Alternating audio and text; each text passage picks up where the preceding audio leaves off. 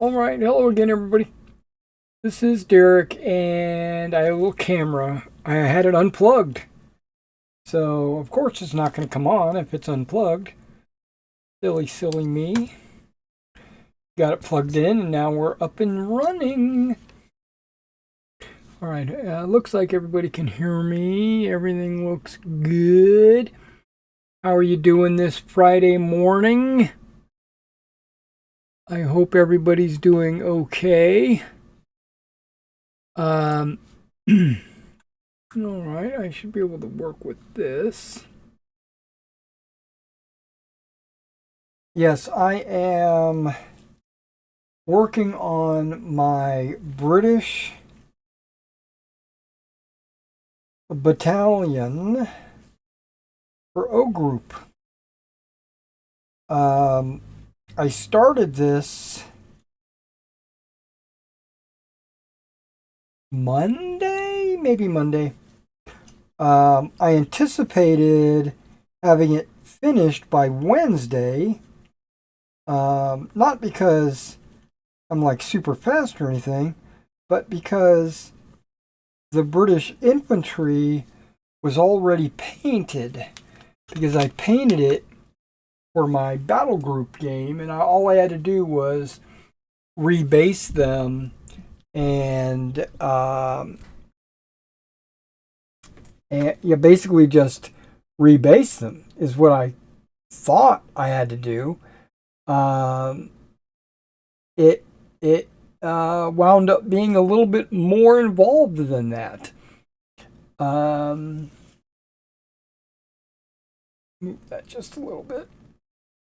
Yeah. All right. So it wound up being a little bit more involved because uh,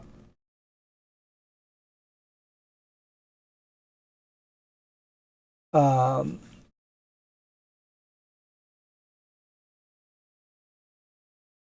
okay, I was using my British. I had painted like 4 companies for battle group, right? Okay, and I wound up selling 2 of those companies on my store because I didn't think I was going to need 4 companies. I figured 2 companies would be enough to play any scenario or whatever. And so I sold them. And okay, let's just get this out of the way because it was bloody boo boo boo boo. Let's get this in play. All right, and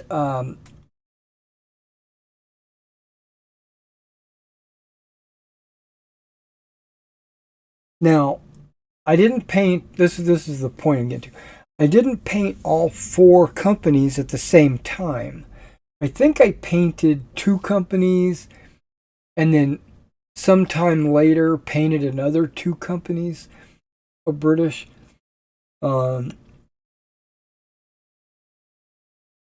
and so I wound up retaining 2 of those companies, and I don't know, but I just think that I had 1 company from the first group that I painted and another company from the second group that I painted.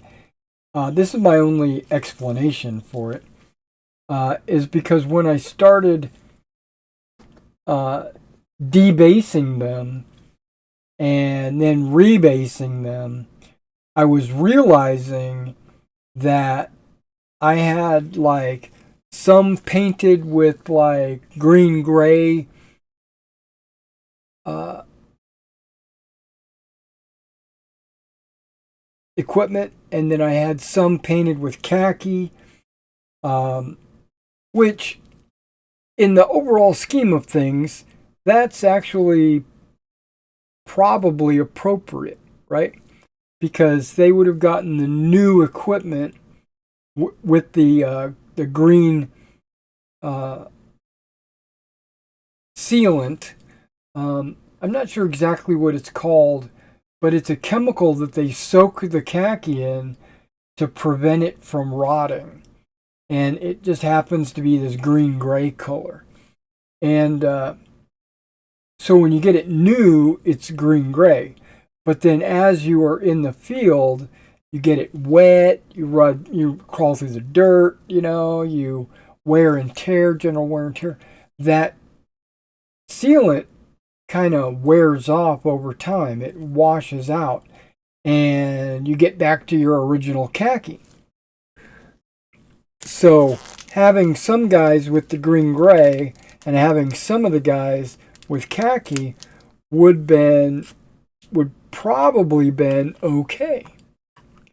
But it just didn't look right to me having a mixture of guys. So I decided to go in and repaint all of their gear green-gray.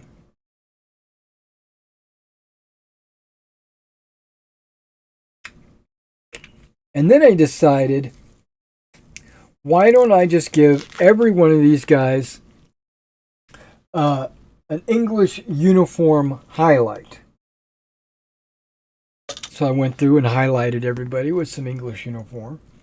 Even though they're already in English uniform, the color I used was English brown from MiG. Yeah, no, British brown. British brown from MiG is a pretty good highlight color for English uniform. It's actually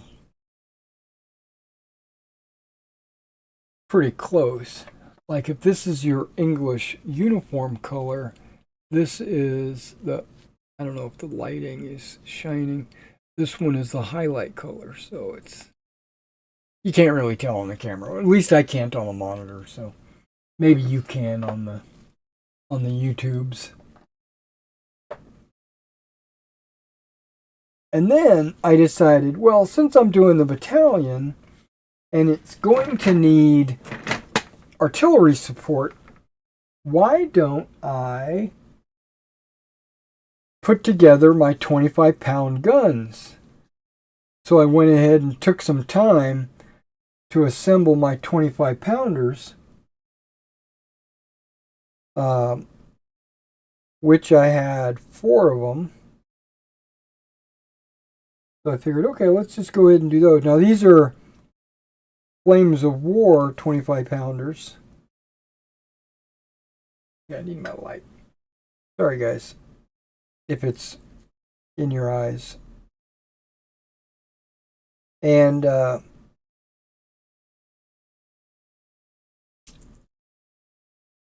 crew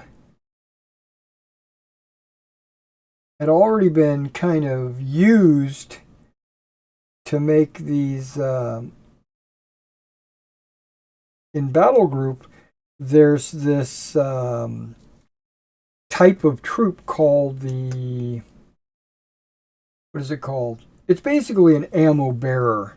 You make these like little ammo teams that go with your heavy guns, like anti-tank guns or flak, or sometimes mortars, and like even machine gunners can have these 3-man ammo bearer teams. And I made a bunch of those because they're generic. They can be used with any gun or whatever. They're not generic once you deploy them on the table, but what I did was I made some bases with a variety of different like ammo cans and boxes and stuff like that. And so if a mortar had one, I could just pick any one of those and put it on there. But I realized I had used a lot of my artillery crew to make those ammo bearers. So I went in and I rebased those, to make, to give my artillery pieces crew. And then I had to paint the battalion headquarters um, what do you call this thing? Large base, scenic. There you go, a scenic large base. I even put like third headquarters on there. I don't know if that's. I don't. I might have disabled autofocus.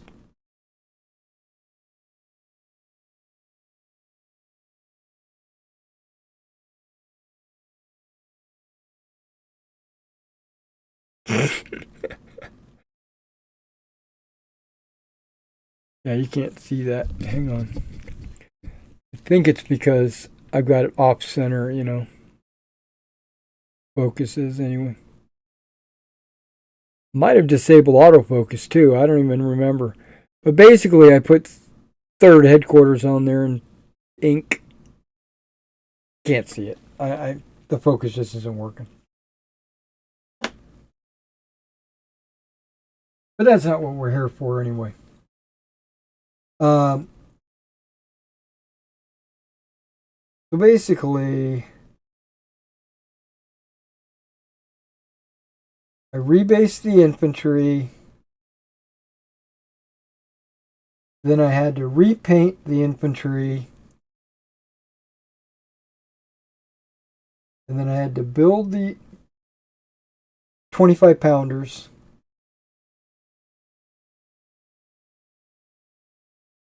And since I had 4 of them,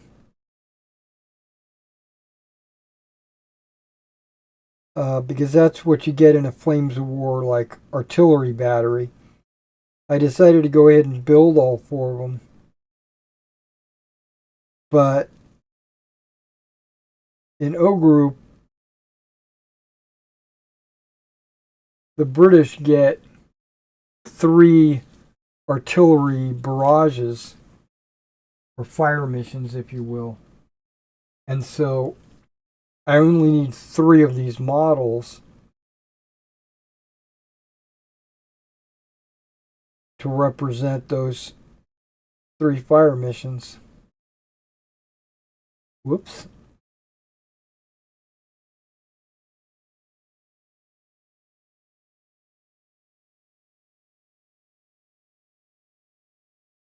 And so that 4th one that I put together and painted and everything, guess where it's going? Onto the store.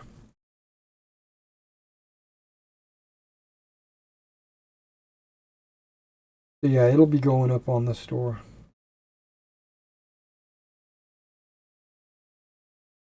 And I said to myself, let me just go ahead and build all 4 of these.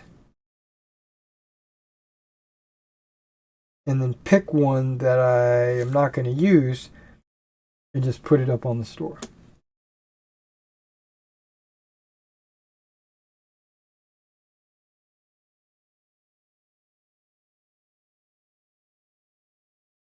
And then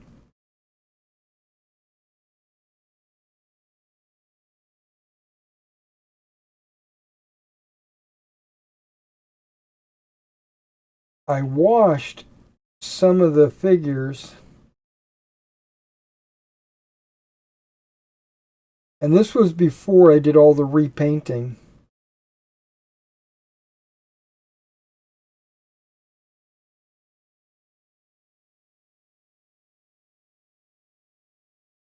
And so now I realized, after I did my repainting and everything, I want to go in and apply another wash. But since they're already rebased and everything, I'm going to have to be careful not to put too much wash where it runs down onto the grass. Back of this guy's hand doesn't look like it's painted right.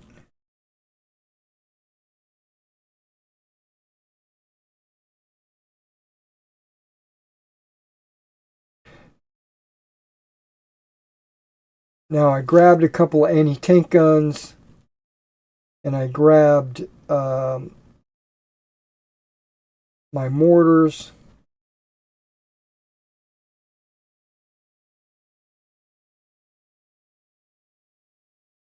and I learned a little bit about like medium machine guns in the British battalion order of battle.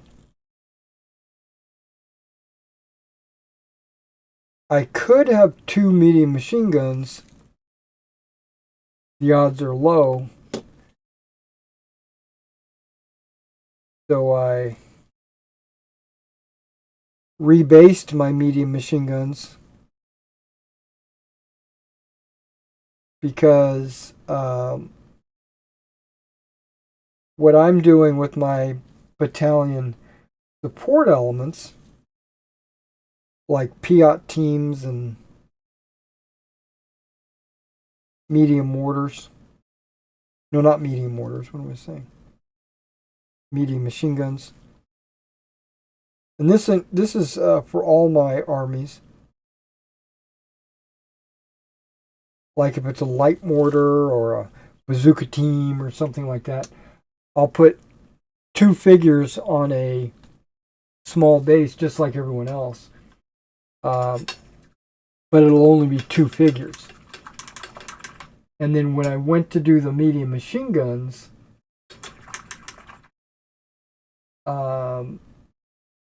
they wouldn't fit exactly the way I wanted them to fit.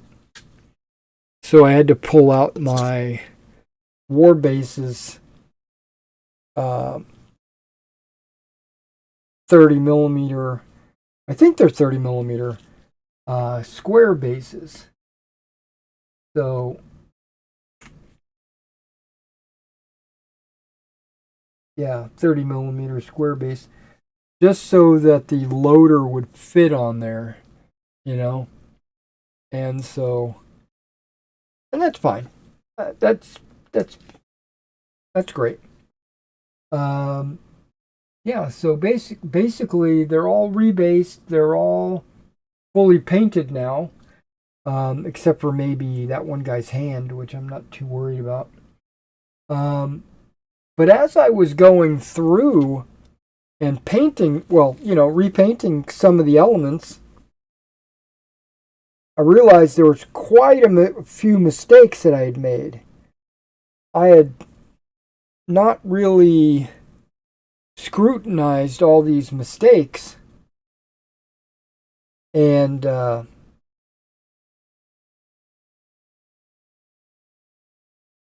kind of got a little upset with myself because like a couple of their like backpacks weren't even painted.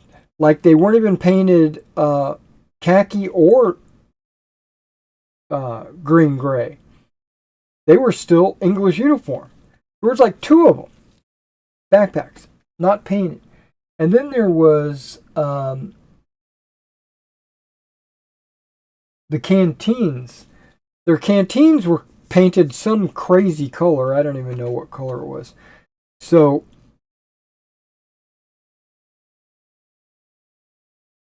I started scrutinized. Oh, and their entrenching tools.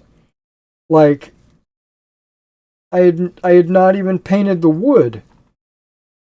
And so I was basically upset with myself. So I went through there, started repainting everything. I went meticulously, basically, is what I'm trying to say.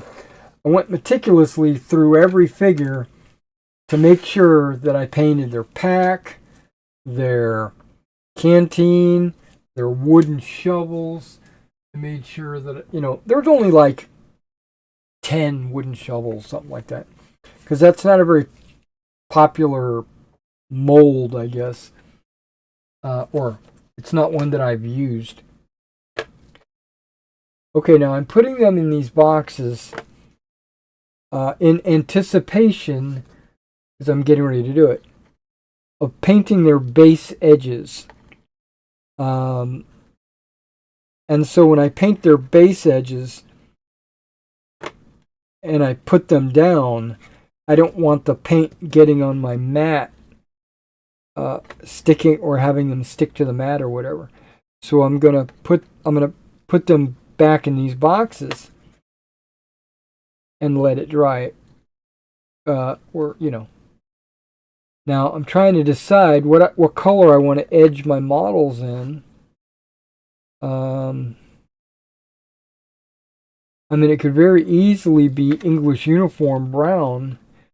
That might be a good color. But I've been thinking, I think I would prefer it to be a green color.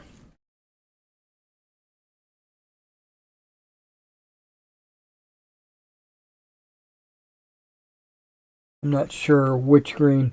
I usually use elf green. Believe it or not, elf green's a really good kind of a gray-green color.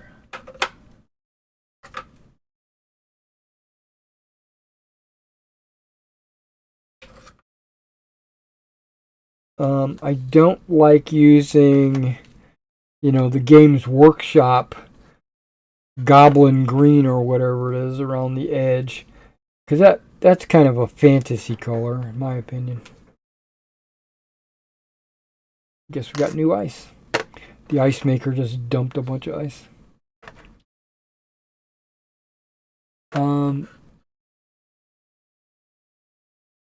Yeah, so we're gonna edge these guys real quick, and then we're going to wash them. I'm going to use a very diluted strong tone. There you are.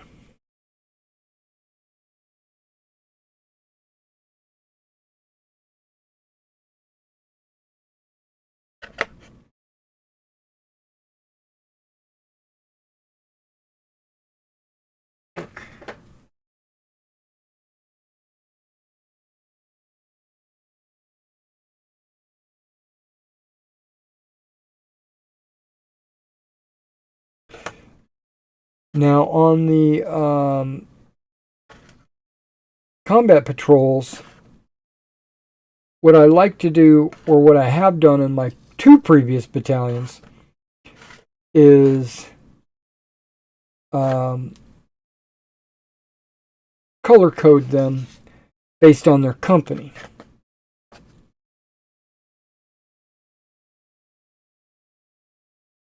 So I'll have to decide the 3 colors that I want to use to color code my companies. Right? Because it'll be company commanders.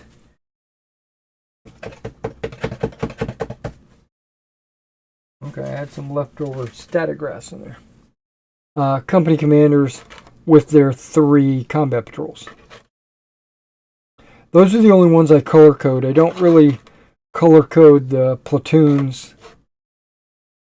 The Americans, American paratroopers, I actually put on the back of the infantry, 1st platoon, 2nd platoon, 3rd platoon, Roman numerals. But totally unnecessary, I think. When I played the Lafayette Bridge game, I was like, there's no need to do that. I didn't need to look to identify what the platoon's number was or anything like that. So I'm not going to bother with that anymore. All right, so decisions. I don't think I want to do the elf green, even though it's a really good color. I think I want to go something a little bit more, something more brown. No. Kind of like a topside green, like a Russian topside green. I don't have topside green. That's like the modern Russian green color. I I do have 4BO. I do have 4BO though.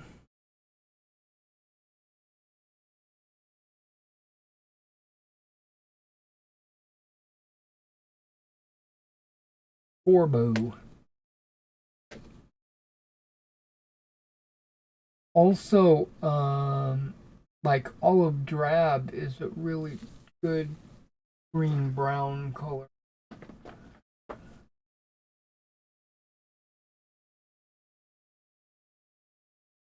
Hmm.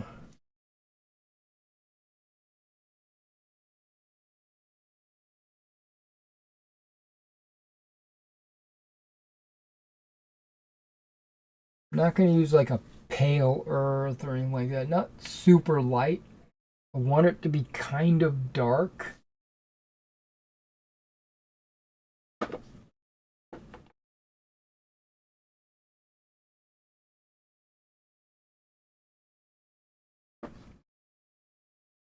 Olive gray, green uniform.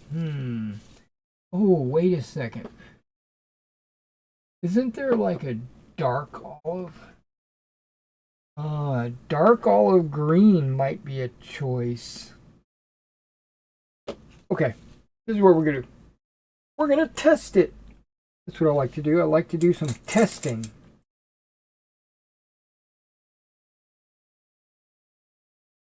Roll around here till we get a blank area of my palette. Perfect. We're gonna go 4BO first.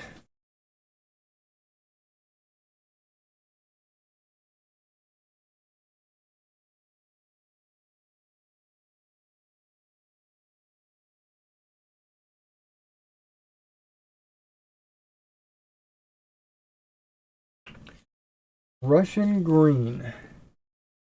4BO.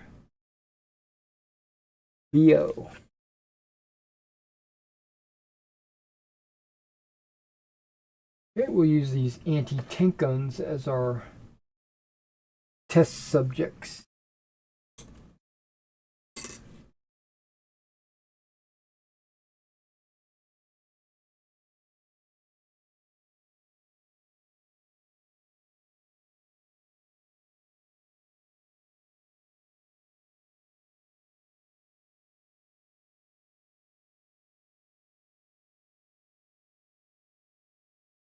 Okay, I didn't put enough on the palette.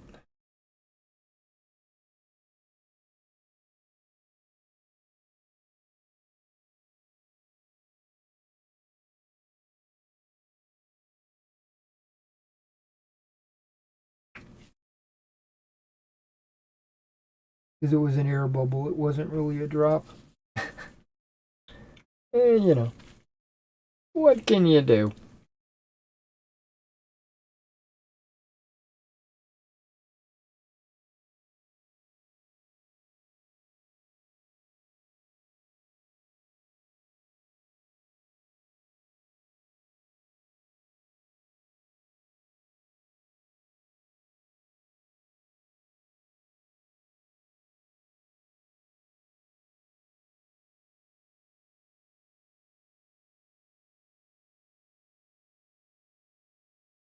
And by painting the edge a greener color, it allows the base to transition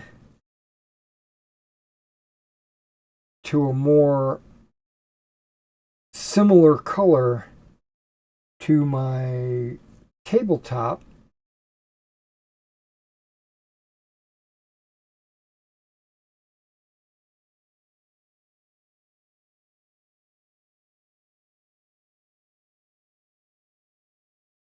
Actually, I think this 4BO is actually a pretty good color for what I'm trying to accomplish.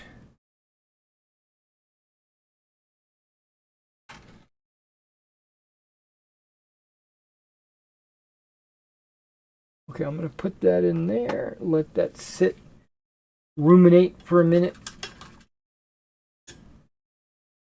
And then we're going to go with the dark olive, which is a much darker color. I think I'm going to go with the Russian BO, but we'll see.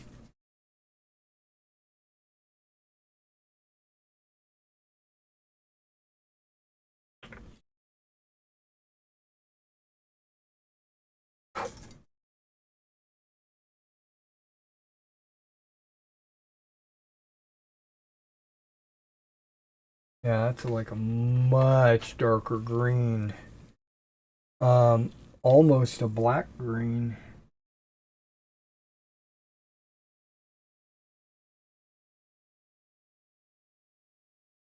But it's not a bad looking color, okay.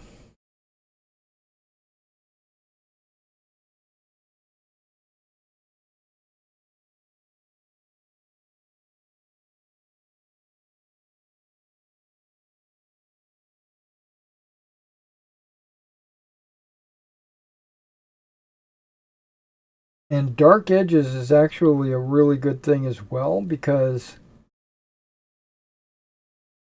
it it it really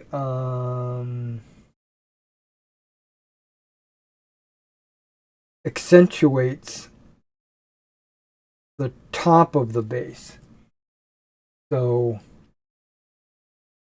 it's like it doesn't detract from whatever landscaping you did on the top of the base.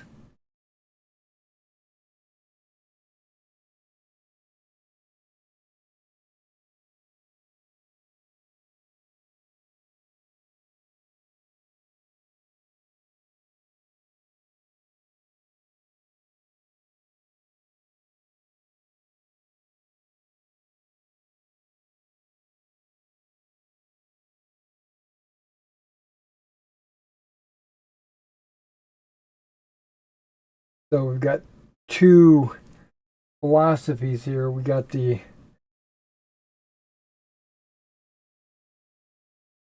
dark edges,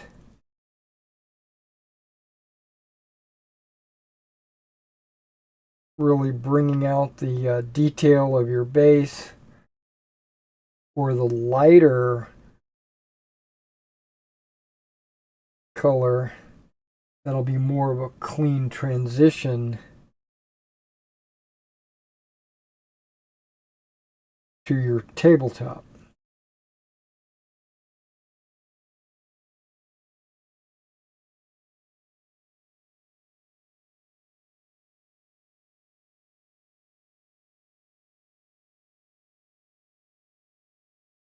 Yeah, this looks good as well.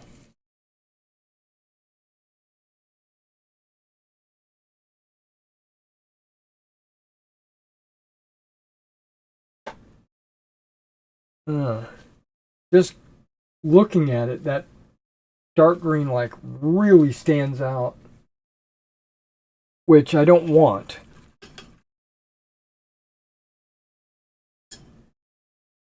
I don't want it to be like in your face. I want it to be just a subtle edging. And the 4BO actually maybe looks a little bit too gray. It actually does. I don't know if you can see the color. You know, you got the gray looking color and then you got the really dark green color. I think I want something a little bit more,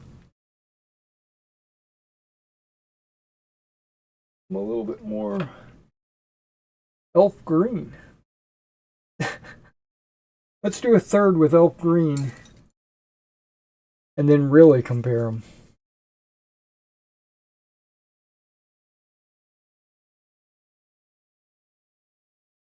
I don't have a third anti-tank gun, but I got a mortar sitting right here.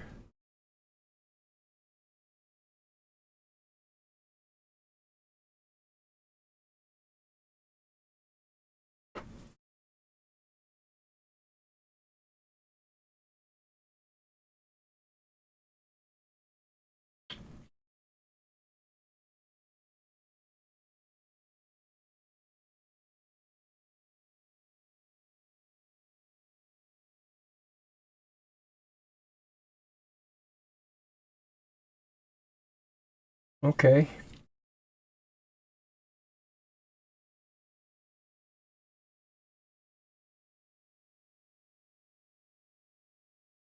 Hmm.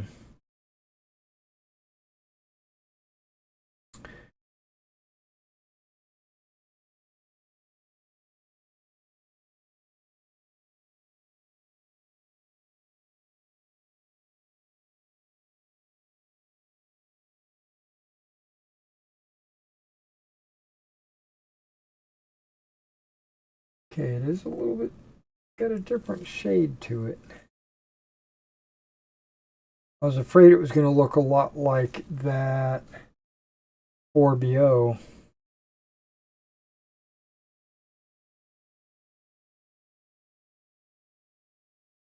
But it actually looks a little different.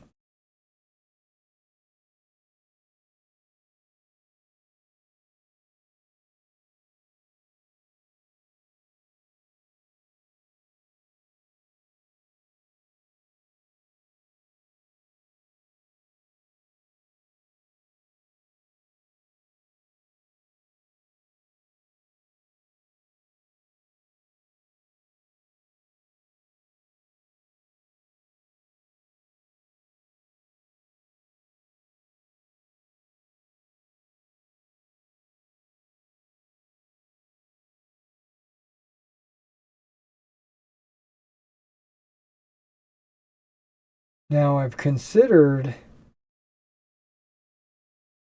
and I have done in the past on other unit types and stuff like that, I would edge their bases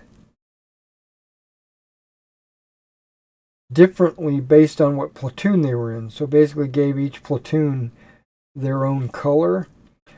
But I think that is also unnecessary.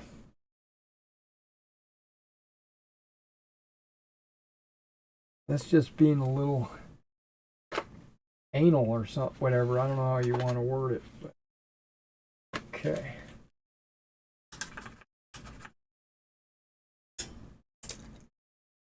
And also, when it dries, the colors aren't always exactly what you think they are.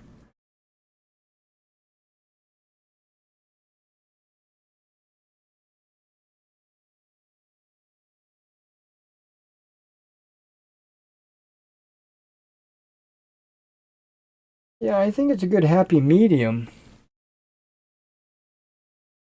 Right? We've got the dark olive.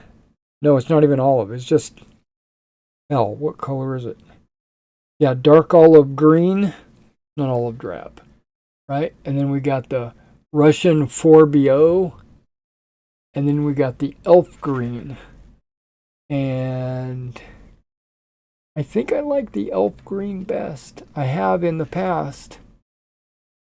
It's darker than this, right? But it's not as dark as that. It's like in the middle. And I think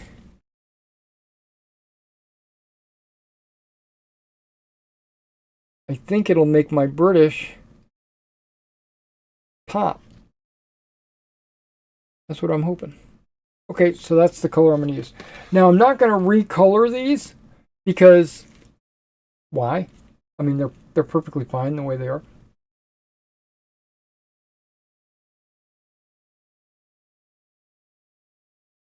Okay, so we're not using the Russian green. We're not using the dark green. I'm going back to my default, the one that I've used in the past, and that is elf green, which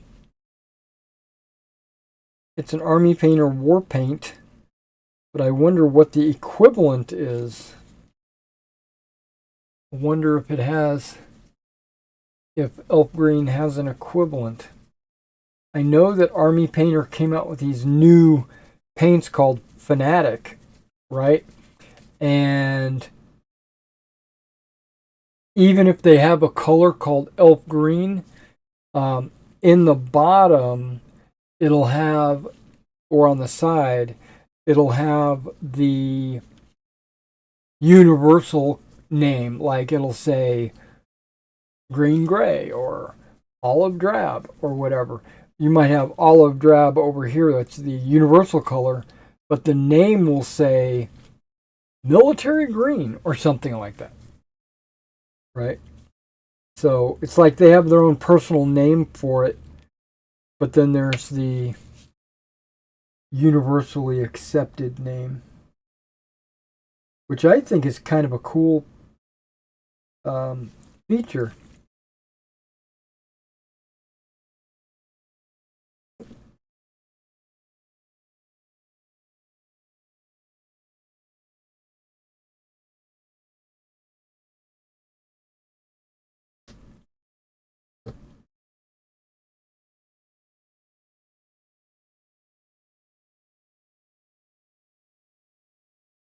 Plus, they'll give you the color. Um, I think it's. I think that's. I know they call it a tricolor, but I think they show 5 colors. It might be 3. I know they call it a tricolor, but I think they show 5 colors in ascending order of how dark they get. Right, so you can use one as a base coat, and then one as a highlight or whatever. Like if you knew what your base coat was going to be, you can look at that tricolor, and it's right there on the bottle, which I think is kind of convenient. That way you don't have to like go to a website or look in a pamphlet or something. You can just look directly on the bottle. Like you choose a color, and then on the bottle it says what the best or the next step lighter is. But it also kind of shows you what the next step darker is.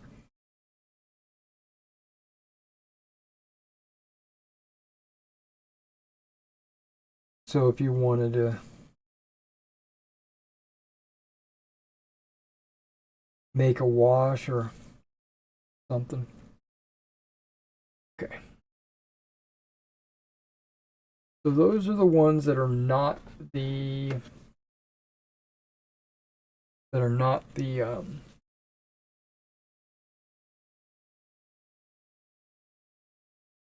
company commanders and their combat patrols.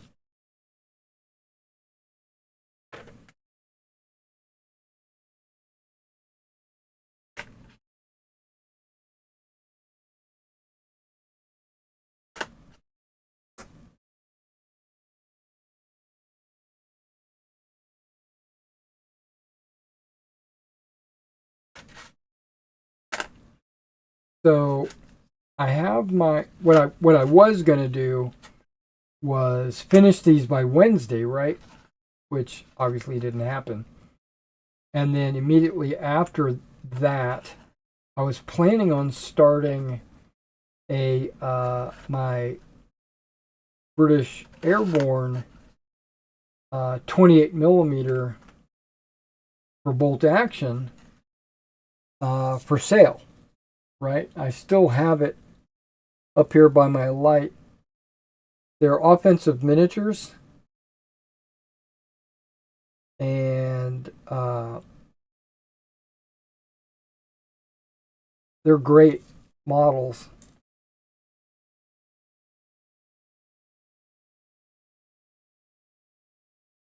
They're some of the best.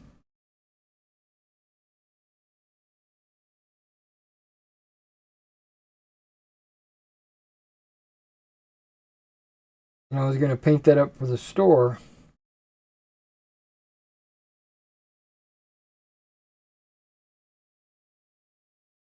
But this little O group project here kind of took all my time.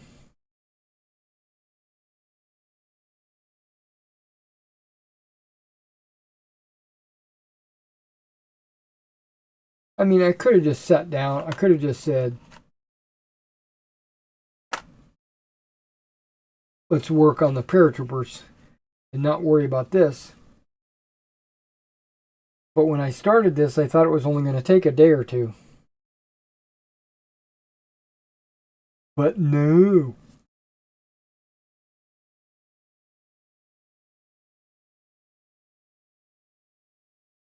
And once I put the wash on there, I'm still going to have to do a second dull coat. I'm totally okay with.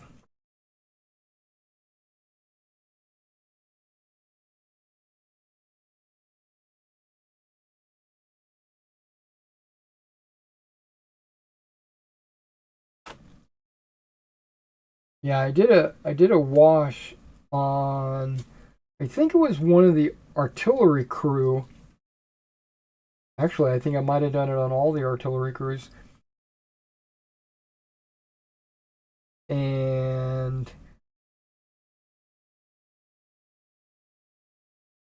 obviously it's a second wash because I 100% always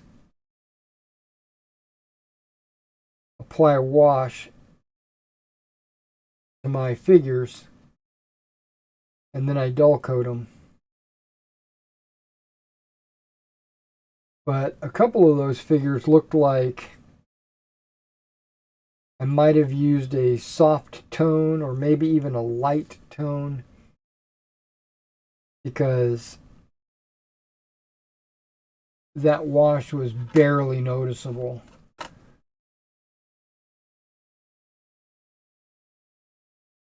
So I'm actually pleased to do maybe a strong tone on all these guys.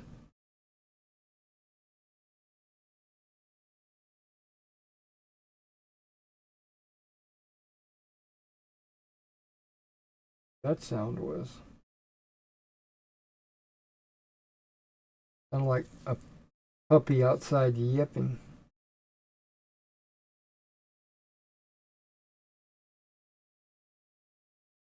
So I placed an order for some, basically just some Gatorade, you know, because why not?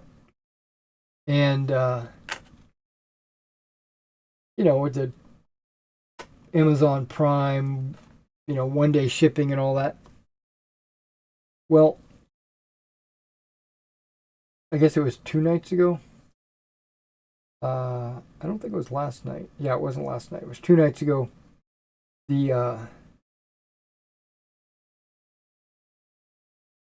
Amazon tracking said it was on its way. It's out for delivery.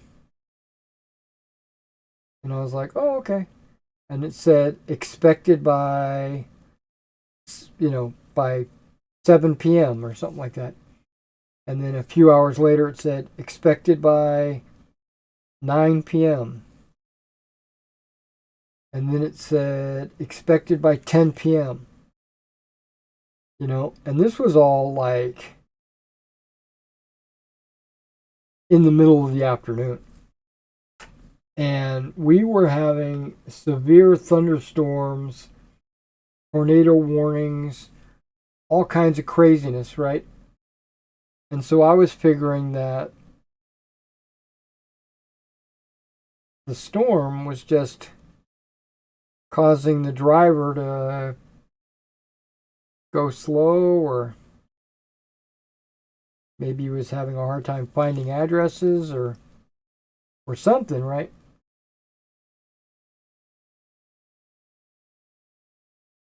And so when it rolled around to 10 o'clock and I still didn't have my stuff,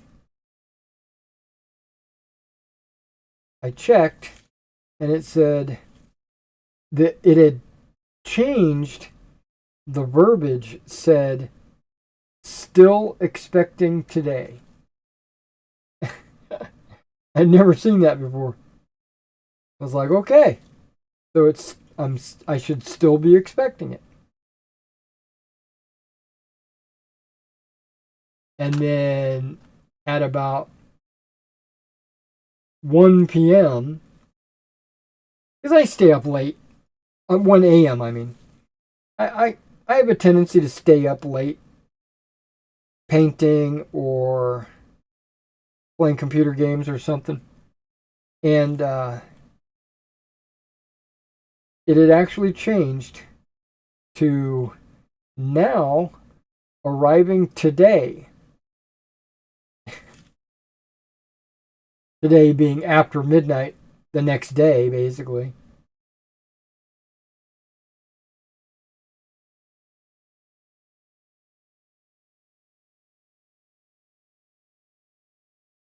I just thought it was funny.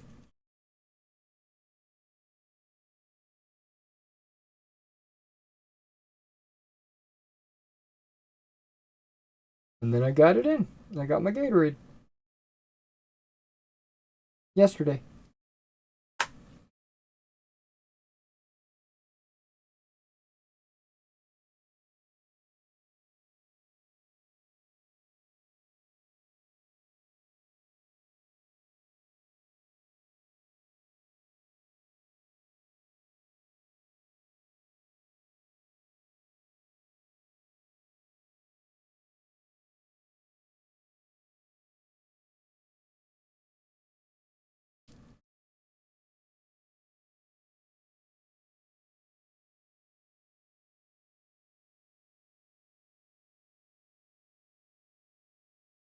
I'm starting to really fall in love with these bases.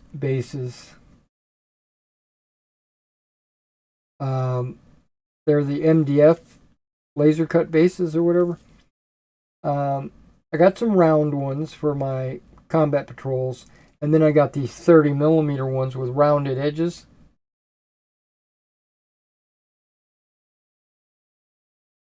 But basically, that's not why I'm in love with them. I'm in love with them because of their thickness. I got the 2 millimeter. They have a variety of millimeters. I think they have 3 millimeter as well.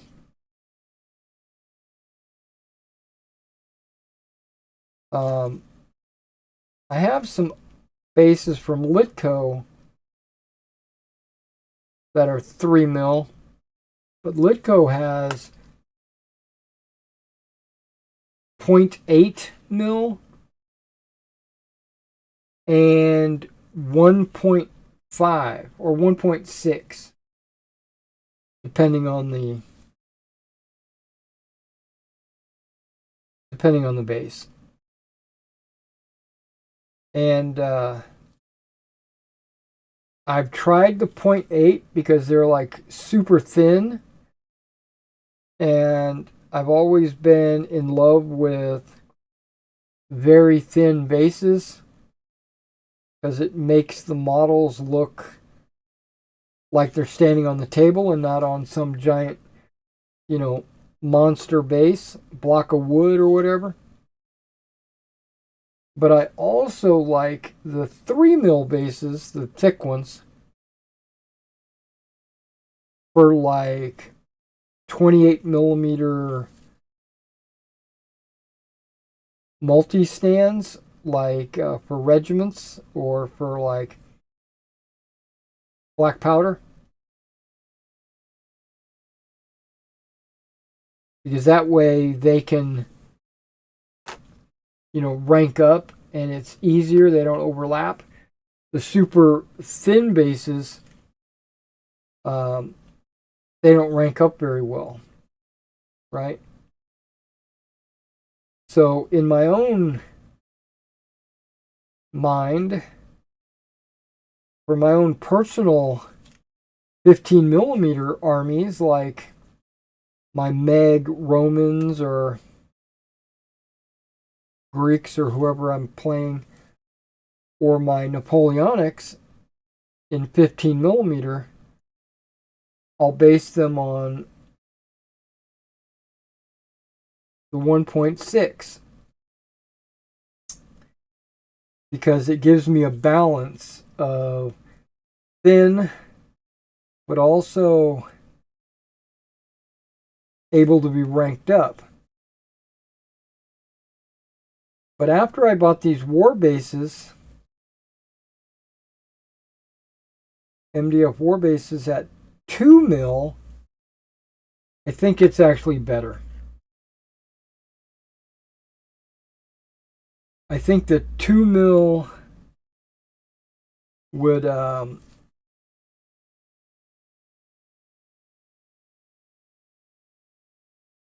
it's just, I think it's just a better thickness. It looks like it would accommodate ranking better, of course, because it's a little bit thicker. But it's also thin enough that it's not obnoxious.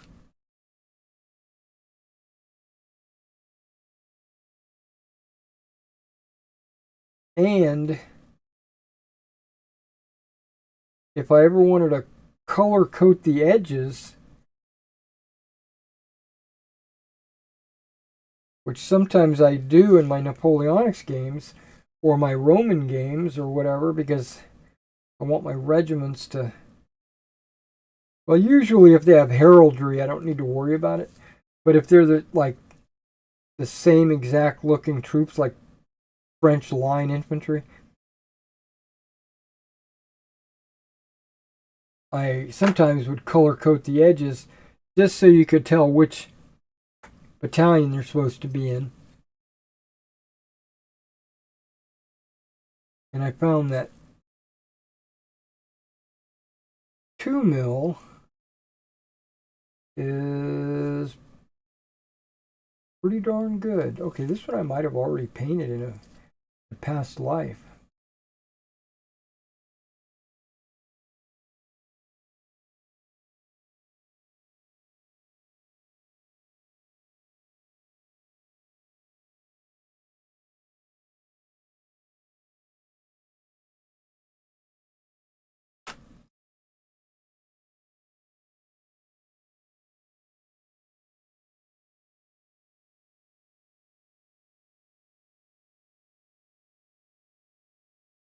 So I think I might be putting in an order.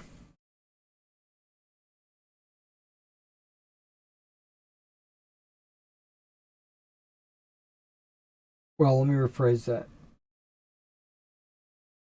The next time I put an order in for bases, I think I'm going to go to war bases and get me some 2 mil.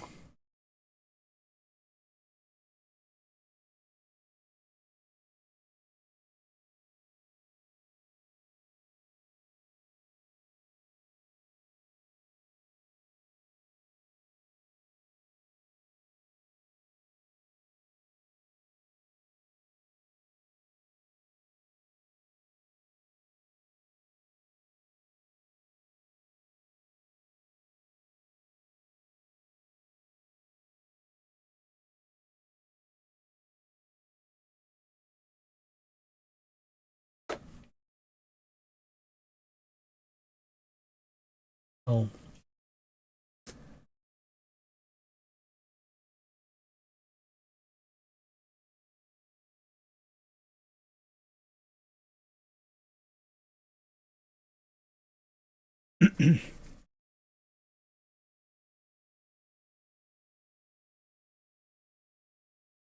So on my old bases that I cut these British off of, as you know, I had like clump foliage and tufts uh, on them already.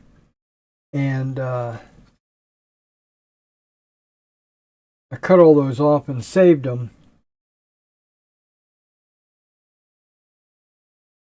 And then reused them on these guys.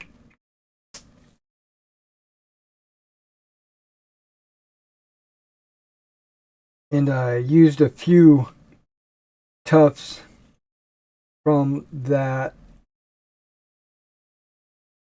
new tuft system that I use.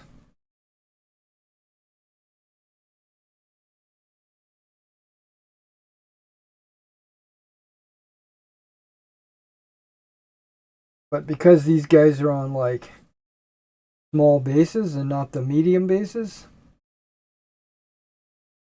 I'm using, even though the number of figures are the same, I don't know if the bases are fewer or if the, what do you call it? The surface area or whatever is smaller, because I used a lot less of them. So I had a few left over. Of course, I save them because I might use them on my next project.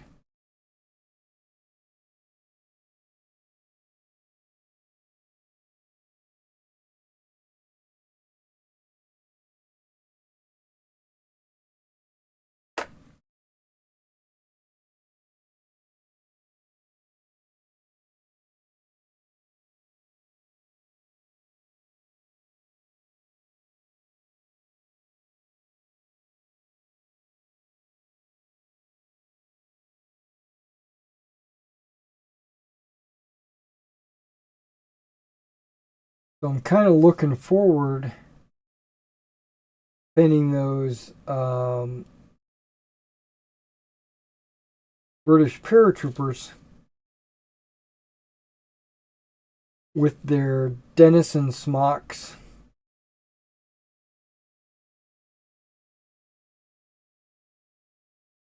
Mainly because I picked up a long time ago, well, not a long time ago, but previously, I had picked up a AK paint set that has a paint color called Denison Smock Tan, and then it's got Gunship Green,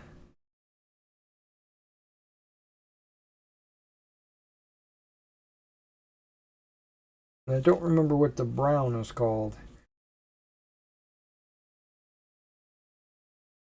I'll look it up. But I bought this paint set specifically to do British paratroopers because I have a bunch of 15mm British paratroopers. That was part of my next company I was going to do for battle group.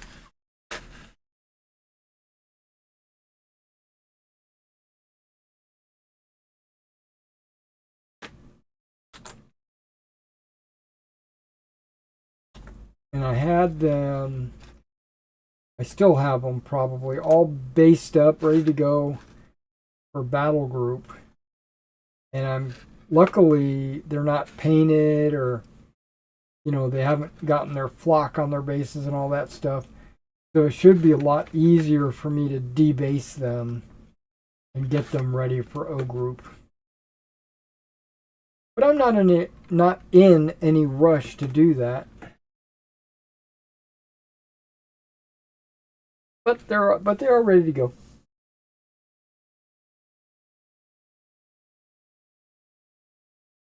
Okay, well, yeah, I'm gonna do it this way. I'm gonna grab these guys, move them over here. This guy, I think I already did the basing.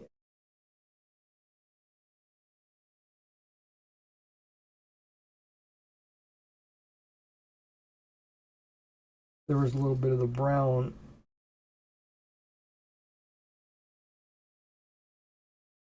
Because I did use a little bit of texture paste. Not a whole lot, but I did use a little bit of the Vallejo texture paste on this stand.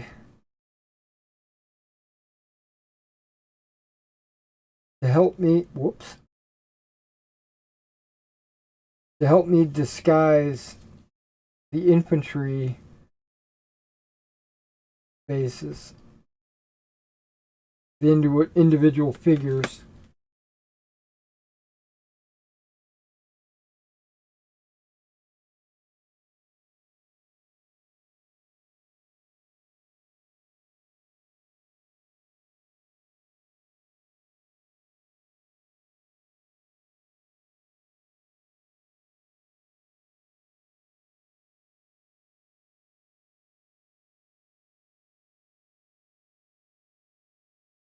And then I wound up putting a little bit of grass on there and some tufts.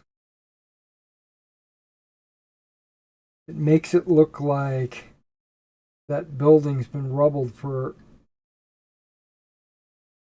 a little bit. Not a new rubble.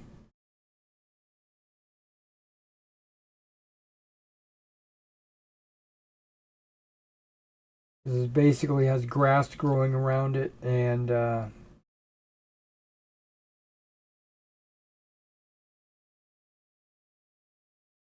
which is pretty cool. It's got a gate, a metal gate laying on the ground. I don't know if that was. I'm trying to get into the heads of the guys, whoever designed that scenic base. Was he, or is he saying that that gate was laid down to help not sink into mud?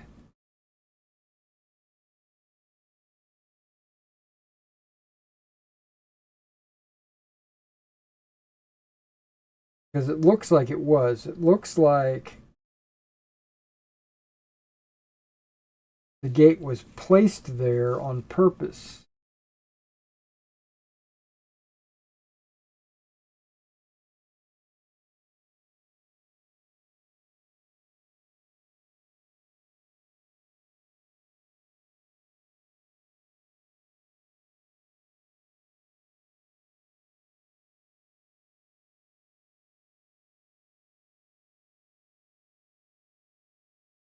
And I also thought,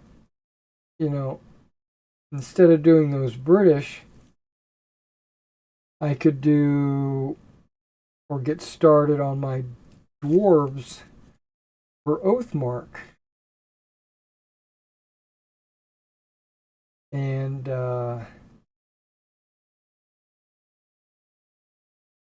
I said no. I had to resist because I need to paint figures for the store. I don't have any commissions going right now, so this is actually a really good opportunity for me to fill my shelves up with painted miniatures. And then just a couple of days ago, I sold all my Napoleonics that are painted. 28 mil, that is, for black powder. And so now I have 0 painted Napoleonics. So I was thinking maybe I should paint some Napoleonics. But it doesn't matter. I just need to, saying it to myself, I just need to paint for the store. So once I get these British done, I think the next thing after the British is going to be some Napoleonics. Might be some French. Could be some British, probably French. Everybody needs French.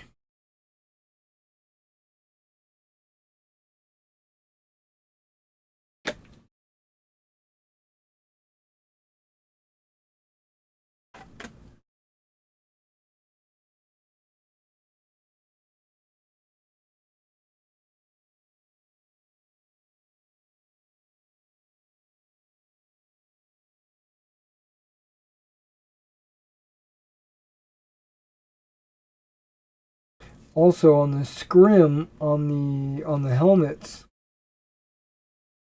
on these Brits,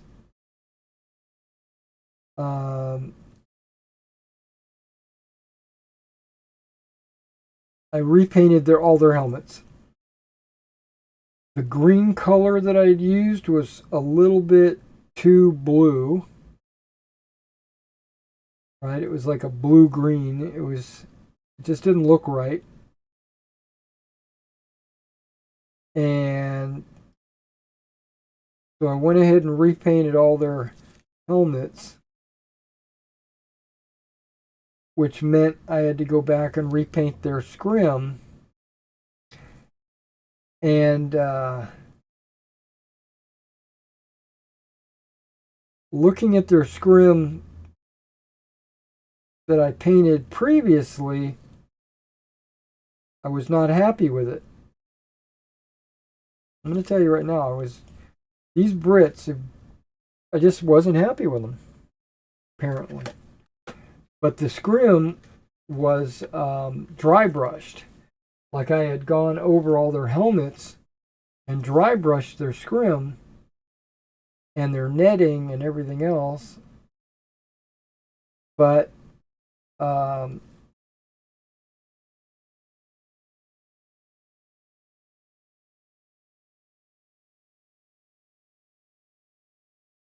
what that did was it kind of made the helmets themselves look kind of dusty. And not, it wasn't sharp. It was very,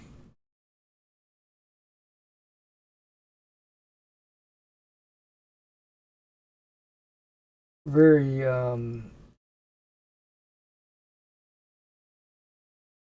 it wasn't clean, if that's what you mean. It just didn't look like, just didn't look good. The dry brushing was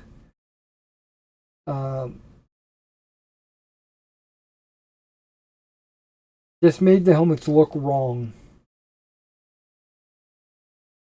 I know that's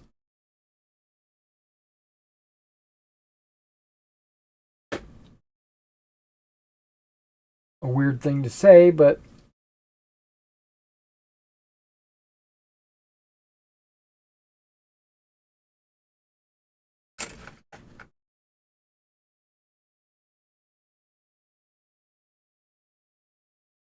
all right, these are the last ones that need edging. Those guys are going to get specific colors.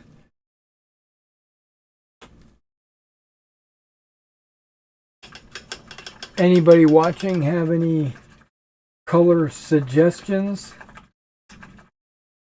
I can tell you that variations of the same color or colors that are very similar, I'm going to avoid, like blue and green. I'm not going to paint one edge blue and another edge green because on the table you really can't tell the difference unless you like get right up on it. Because the blue tends to be subdued, or at least the color I used was very subdued. I guess if I used a really bright blue and a bright green, that would be okay.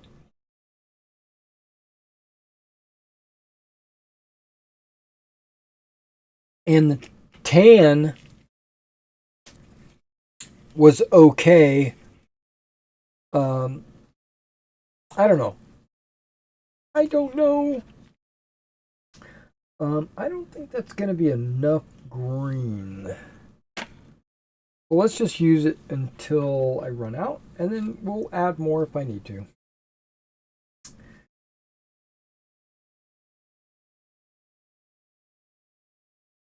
And I don't mind using red, white, and blue for the British. Because, you know, the Union Jack and all that.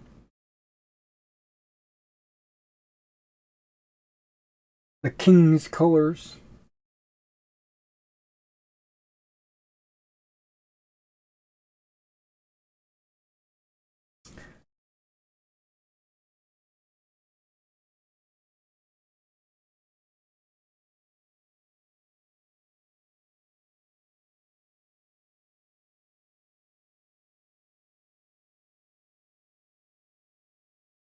And red, I think, is a pretty good color.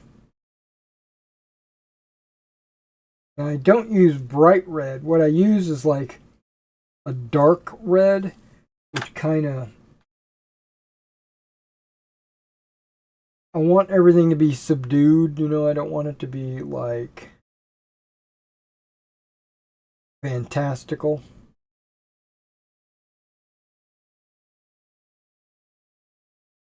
But on my combat patrols, I don't think I really care, right? I think,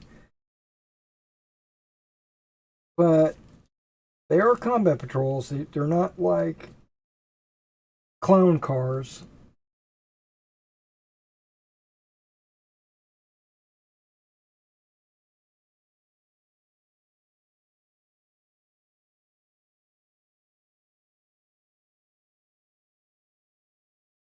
Now, I was thinking I could use like English uniform, which is a brown. That's a that's a pretty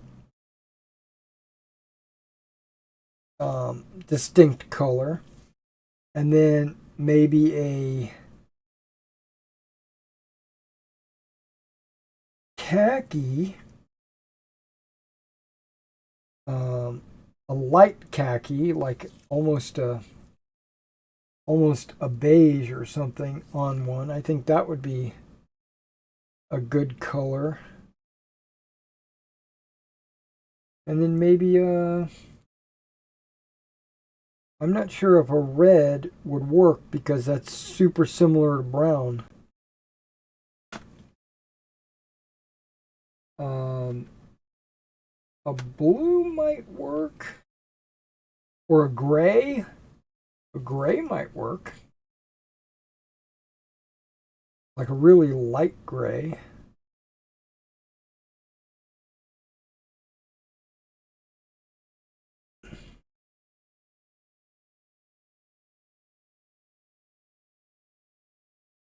Or a green, right?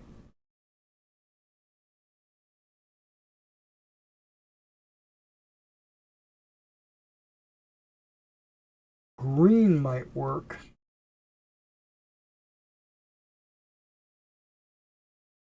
And all these colors are going to be like similar to their uniform. So it would be like themed, you know, British themed, which they should be.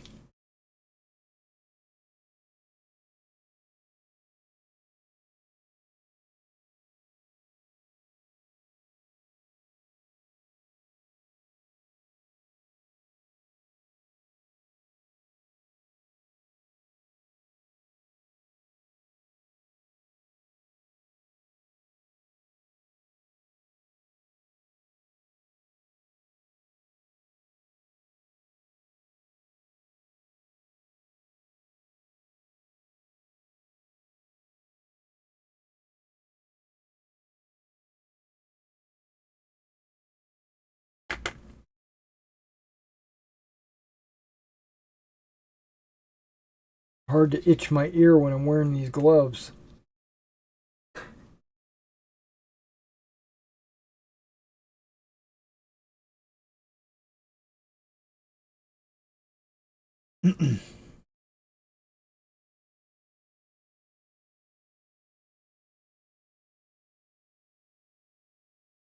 So the British are a little bit different than the other nations in that um,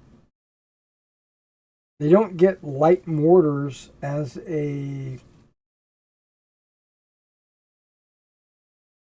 selection.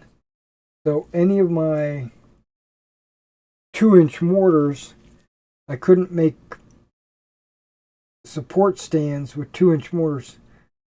I guess I could if I, you know, scenario specific or whatever. But the British handle it a little bit differently.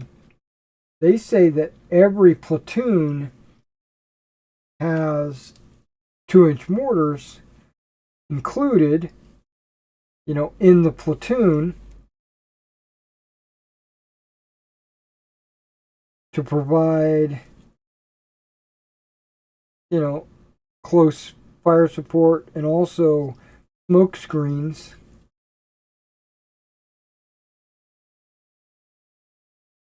Specifically smoke screens because it provides them like concealment when they're moving, which is pretty cool. It's a really cool feature for the British.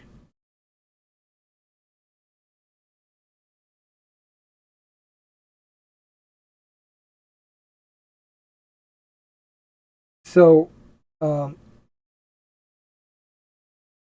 so I've included in some of these platoon stands. I've included the guys, firing the 2-inch mortars, as well as some of the stands have Piats, because every platoon has what do they call it? Integral anti-tank weapons,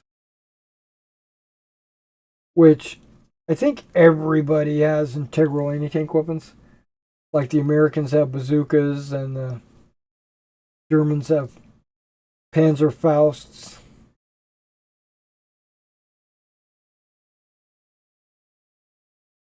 And the Brits have Piats. So like I'm holding a Piat stand right there in my hand right now. But it's not a Piat. It's not a dedicated Piat stand. It's not a support stand. This is actually a stand that's part of the platoon. That's why it's got 3 figures on it.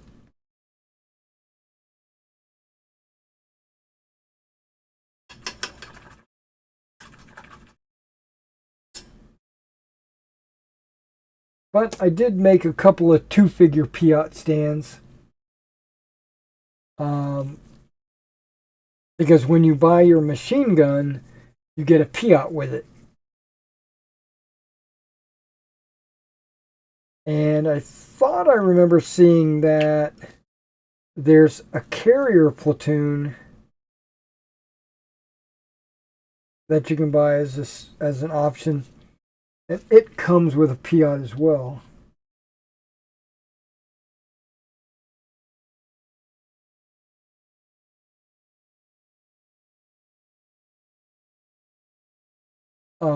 I thought I was going to have enough figures to do the company or the battalion and a carrier platoon, but I miscounted the crew for the cannons as part of my infantry when I was going to need them for the cannons. So I don't have a separate carrier platoon. Now I can buy carriers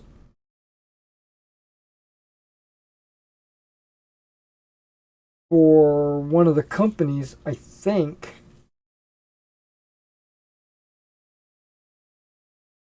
What's going on here?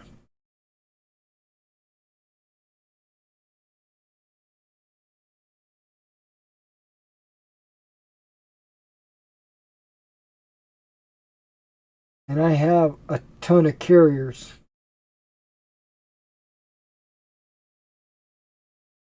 I can use them as tows for my anti-tank guns, or I can use them as reconnaissance.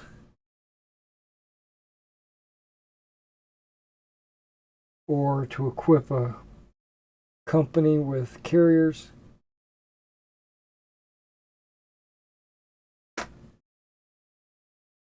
I think it only takes 2 carriers to carry a platoon. So I think you only need 6 carriers for a company. You might need 7 depending on if you need the company commander to be in a carrier.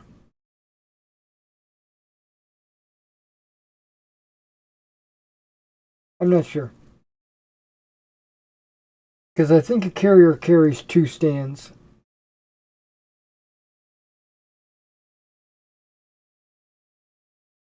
But I don't remember. I mean, I don't know those rules very well.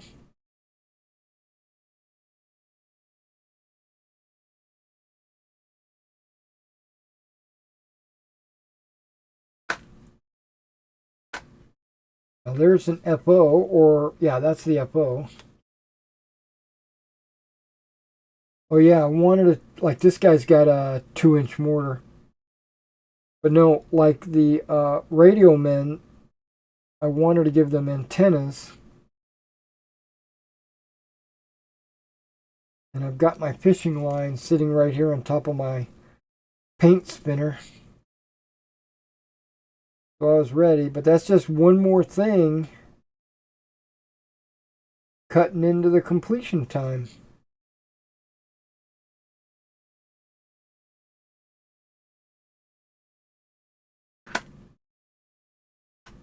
But we're getting super close. We're like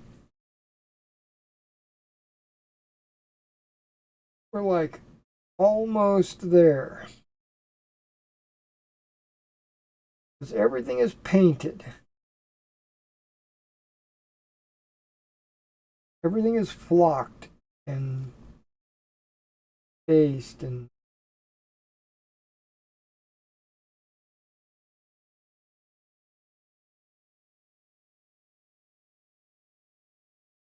now I'm just edging.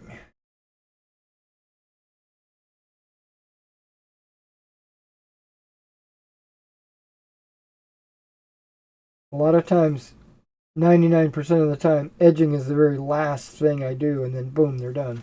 But in this case, I still want to apply a wash. And then if I do that, then I'm going to have to do a dull coat. Once it's all said and done.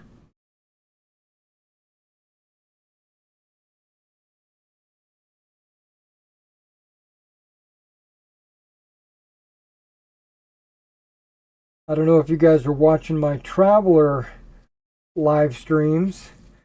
We live stream those on Wednesday nights, every other Wednesday. So the next one will be on the 22nd.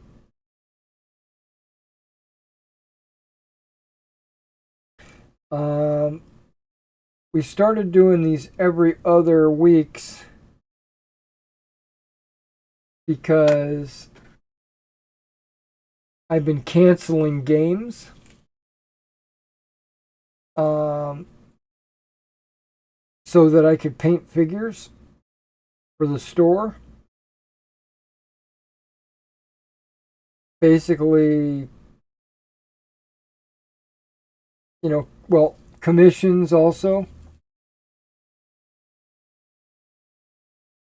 And because I, wanted to get some commissions finished, I kept telling, well, not kept, but a couple of times I told my players, hey, let's not play. I've got some work to do. One of the games was on my wife's birthday. Canceled that night as well. So it just felt like I was canceling like every other game. So I decided to go to an every other week schedule, which will give me a little bit more time to work on figures.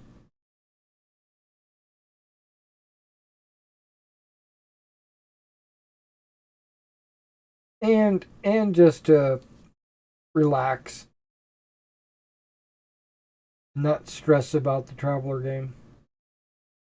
And all my players are very supportive and very accommodating and said, okay, let's do it every other week. So I appreciate them for that.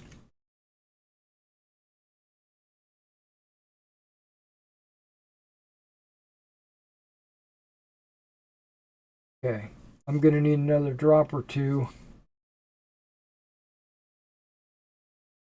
Maybe not. There's only 2 bases, so maybe I can squeeze this paint.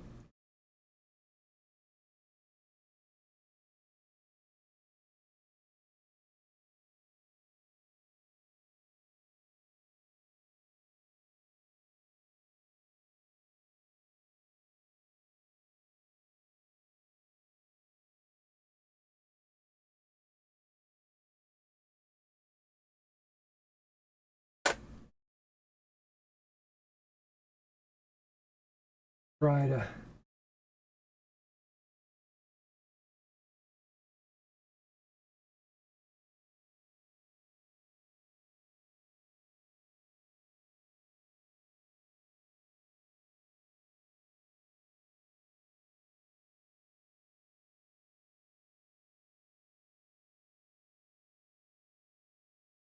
I think I'm going to be able to do it.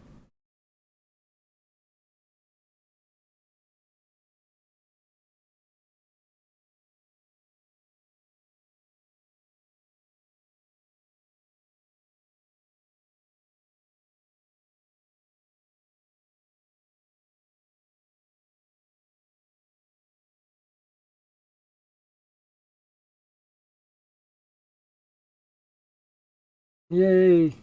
Okay.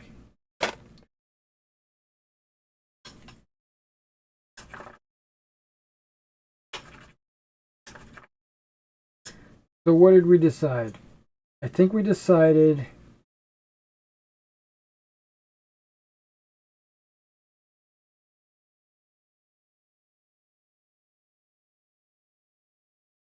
English uniform for one of the bases, one of the series of bases.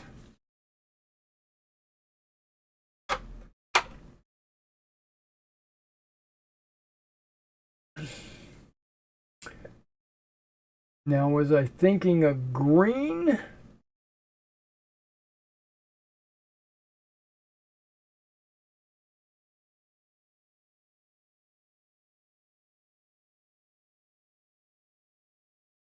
Okay, there's gunship green,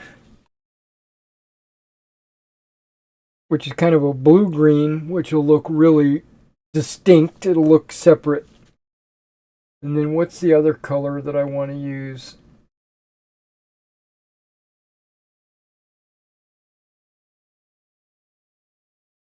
Not blue. Maybe red? What do you think? Red? No. I was thinking gray, but maybe a beige?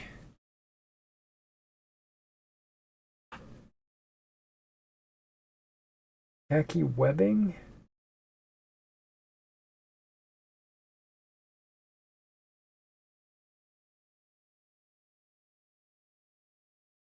Yeah, I don't want it to look brown.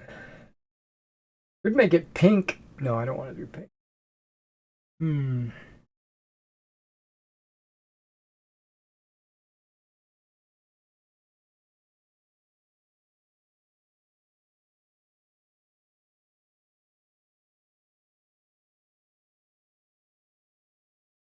I was thinking, but gray and this gunship green will blend. They'll look too similar on the table. Now I could change that gunship green to something really bright, like a bright green. Then I could do a gray.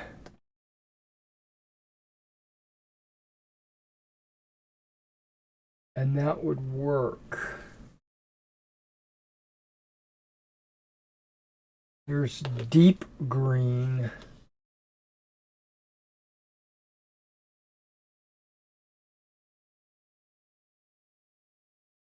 A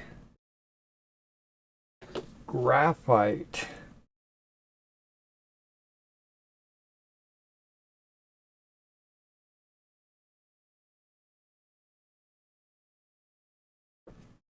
Light gray.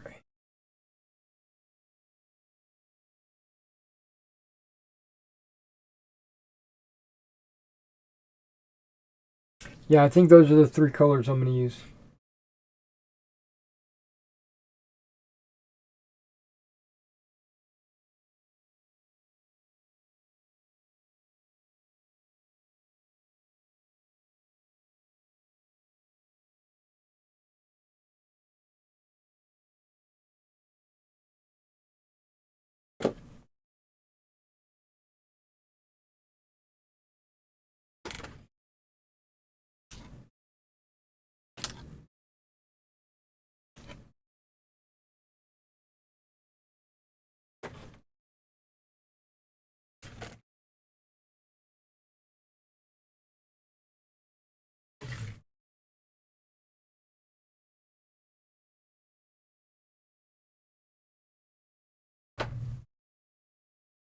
All right, we're going to go deep green, huh?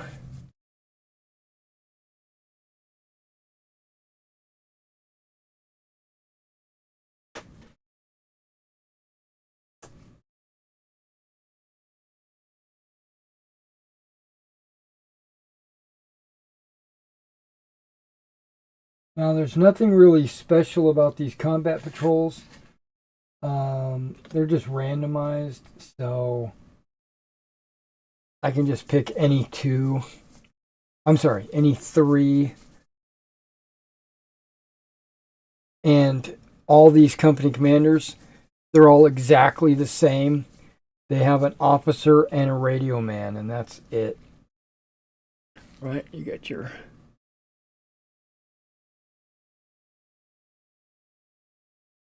Come on, focus. You got like an officer and a radio dude.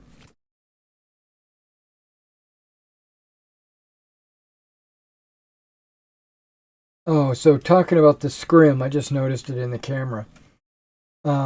Remember I said um,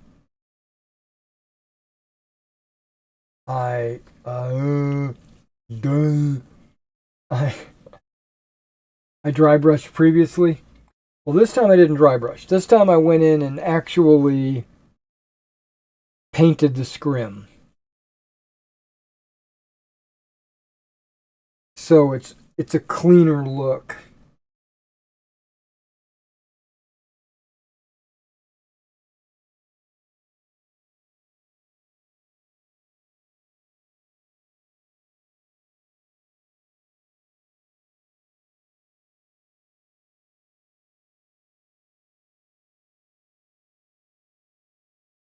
Now, because this is MDF,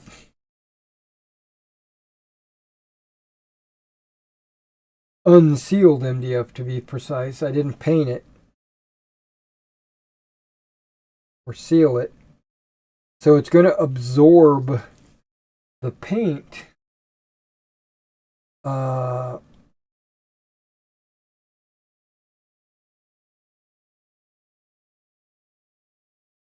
and when it does that, it'll darken up because the edge is like a dark brown. So it'll wind up being, I mean, right now it's a deep green, but when it dries and gets soaked in, it's going to be a dark. It's still going to be deep green. It's just going to be like a dark deep green. And I'm not doing a second coat.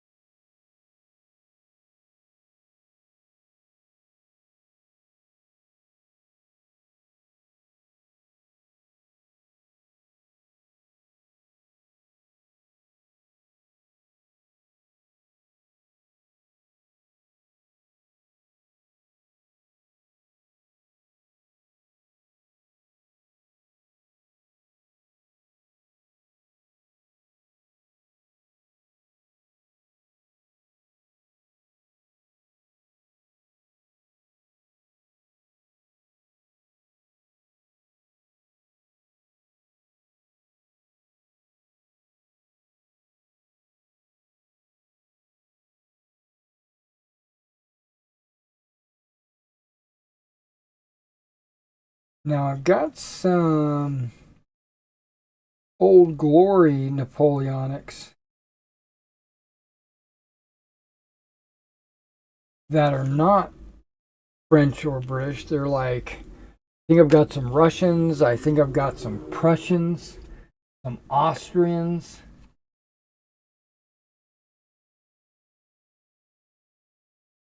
Those might all be fun to paint.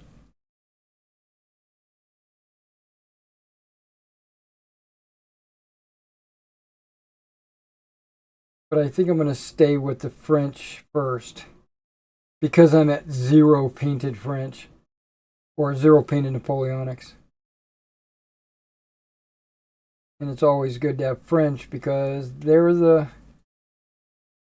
common denominator.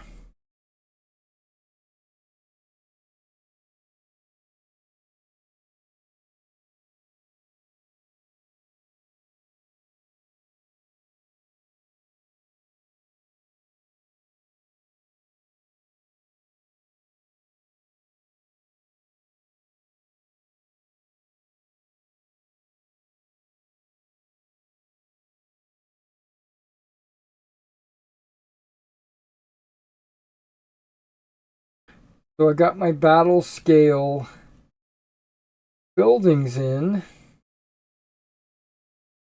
So I can make those built up areas.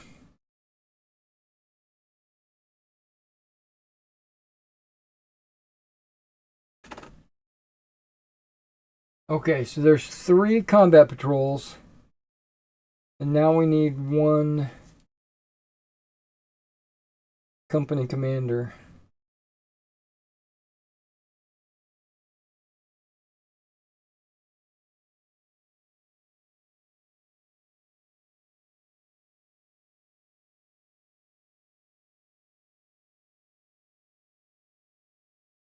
Now this company commander is on a 3 mil base.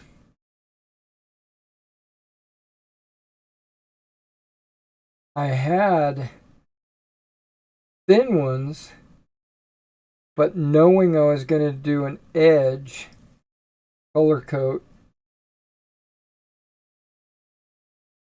I decided to go with the thicker so that I could put a color on the edge. If I had owned a 2 mil, I would have used it instead.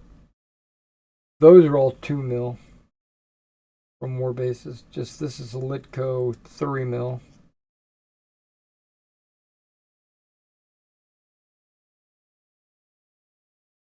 Okay. So the green company is done. Go away.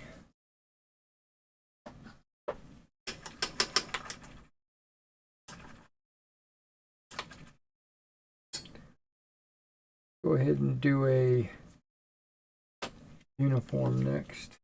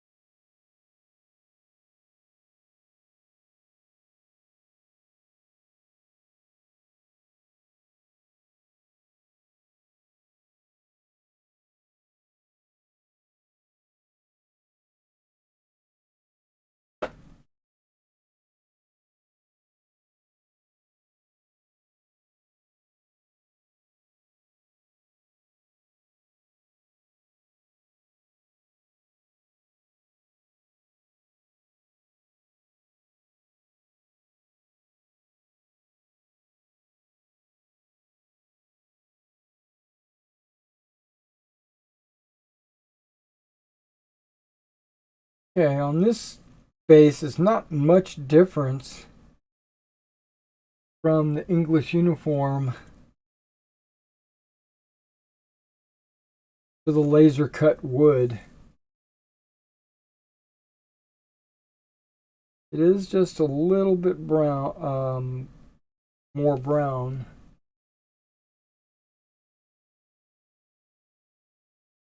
It doesn't make sense. A little bit lighter brown.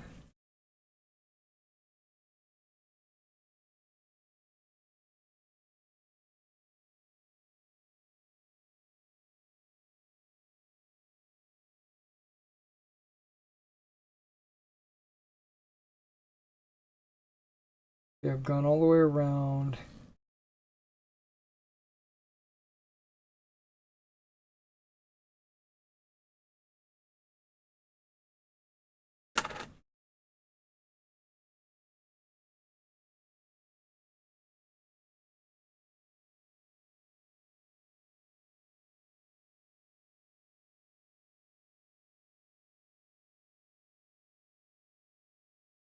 Okay, now these war base edges are like super dark. So this English uniform does lighten it up quite a bit.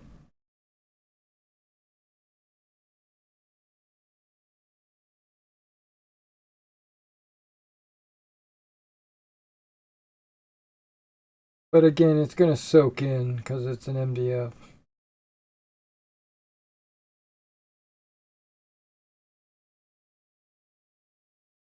The big difference between Litco and Warbase is not only is the thickness a consideration, but Litco is a plywood.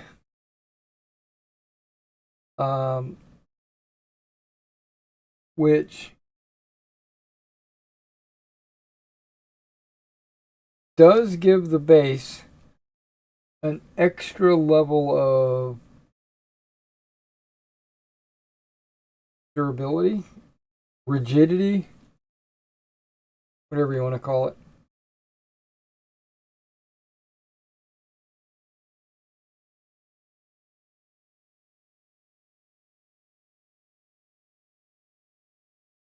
Why I love Litco, but the thickness of these Warbase MDF bases is overriding my need for that durability. And when you go with a smaller base,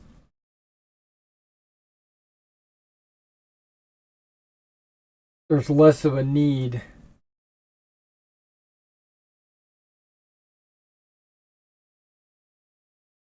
for the extra durability.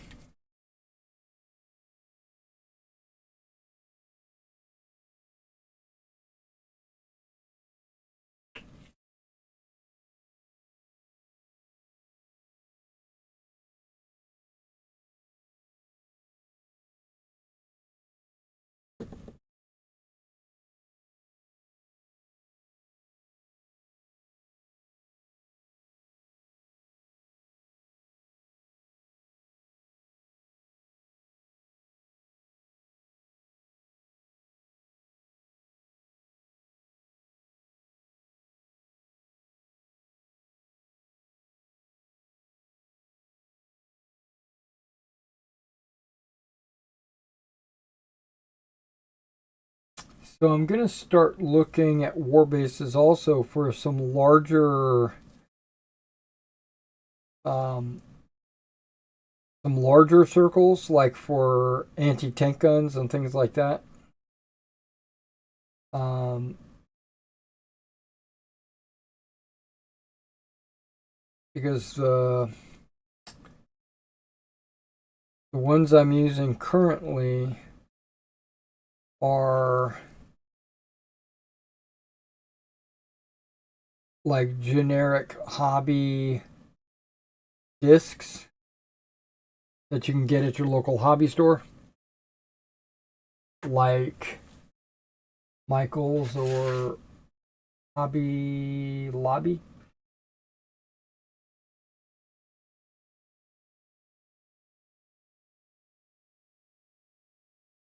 And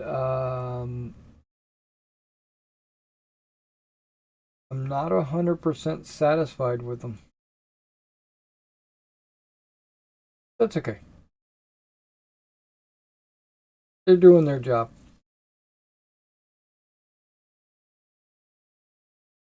Speaking of which, I think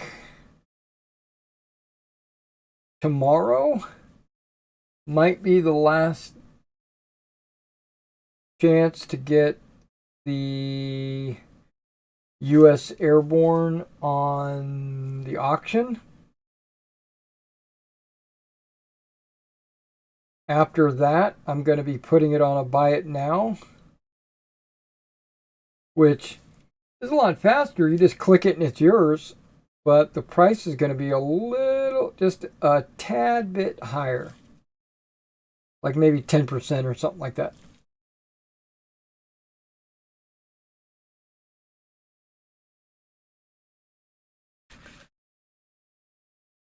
Okay. I think, yeah, there it is. I was like, how come I don't have any room? Okay, we're done with the English uniform. Now we're going to go with gray.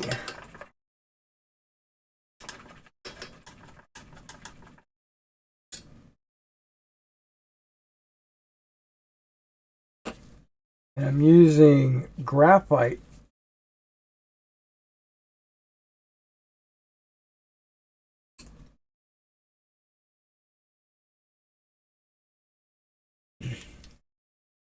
I wonder if it's going to look good on the edge of the space. Well, we're about to find out. If not, I can always pivot to another color.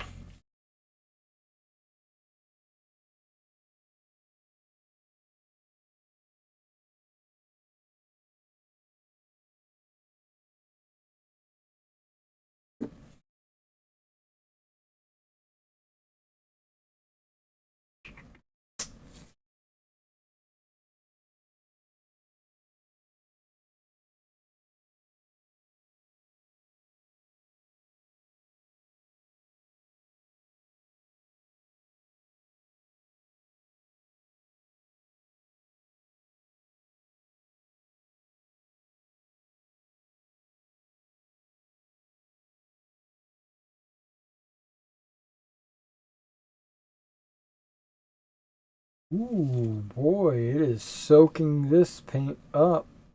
I added water to this one. I didn't add water to any of the others.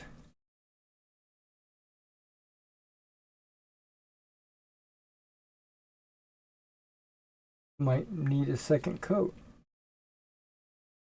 Or I'll just let it ride.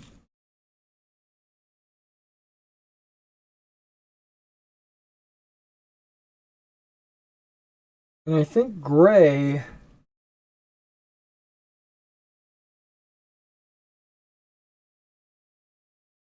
is a reasonably neutral color.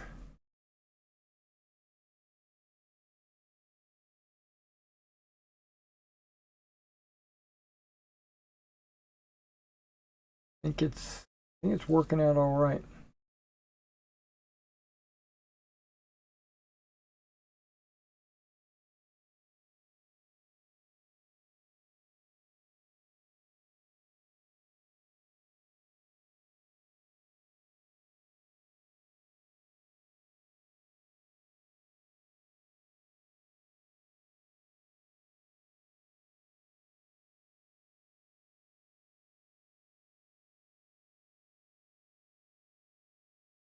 The German Fallschirmjägers will be ending their first week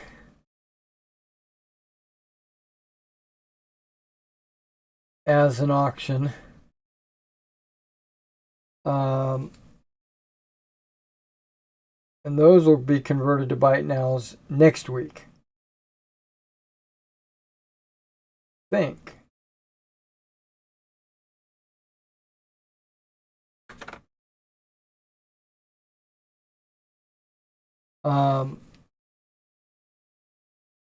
It's kind of unusual, but the very first item on the auction that got any bids was the Nebelwerfer.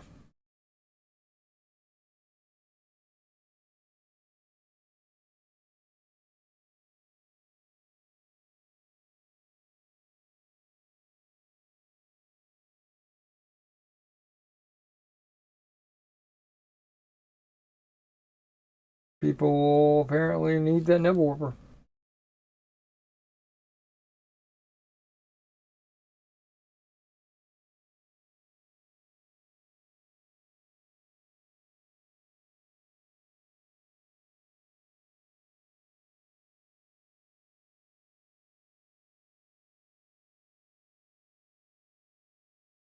Yeah, it's not soaking into the MDF the same way it's soaked into that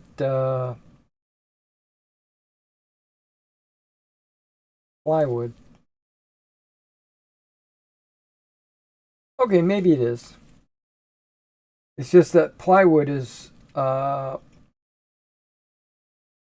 dual toned. So like it's got three pieces of wood and the one in the middle is like dark. And so you see like around the edge you got this like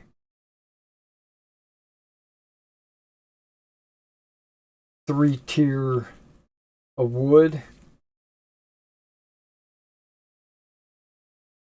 And it's obvious it shines through the paint.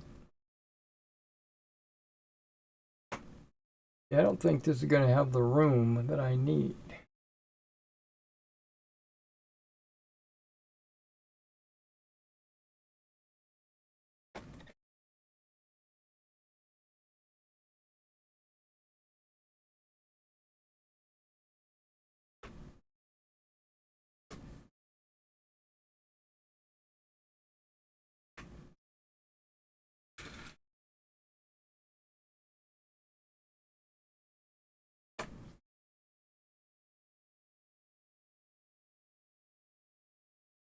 Okay, we figured it out.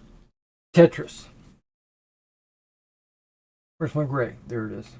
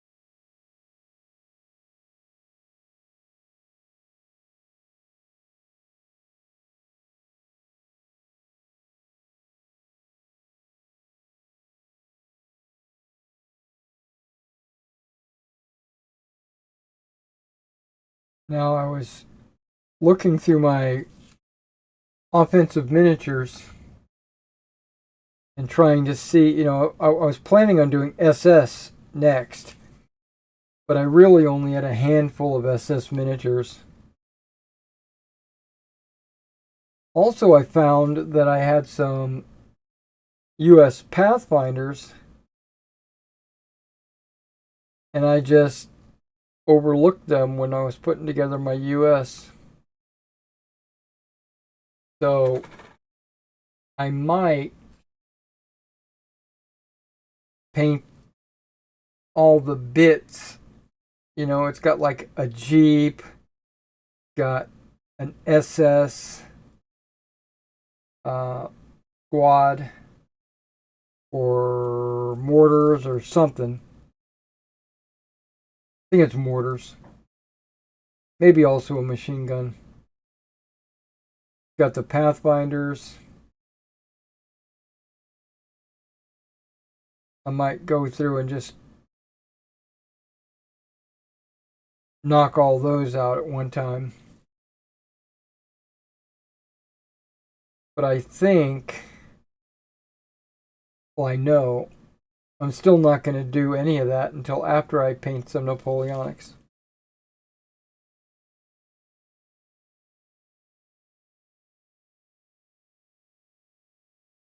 Now we're probably going to be ending a little bit early today. Well, maybe not. Just right on time.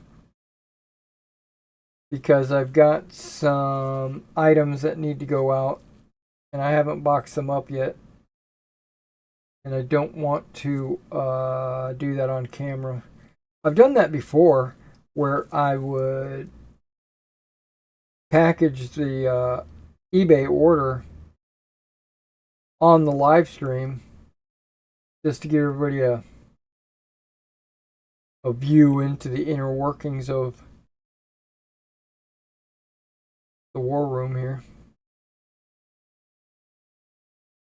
I used to own a store, a brick and mortar store, on the main highway, the main drag out here at Clarksville. And it was called the War Room. And we played a lot of card games, board games, miniatures.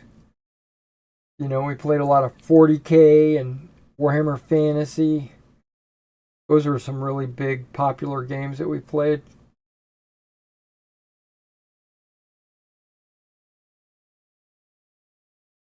I tried to introduce the gamers into non-sci-fi and fantasy just to kind of broaden their horizons. A game I played was called Blue Max. I don't know if you remember that game. It was a GDW game. We played with 1/72nd scale model kits. So you would put together a Fokker triplane or a SPAD or something like that. So if you wanted to play, well, you could come in and you could play. But if you wanted to be part of the campaign, or if you wanted to return or something like that, I required the player to build his own model.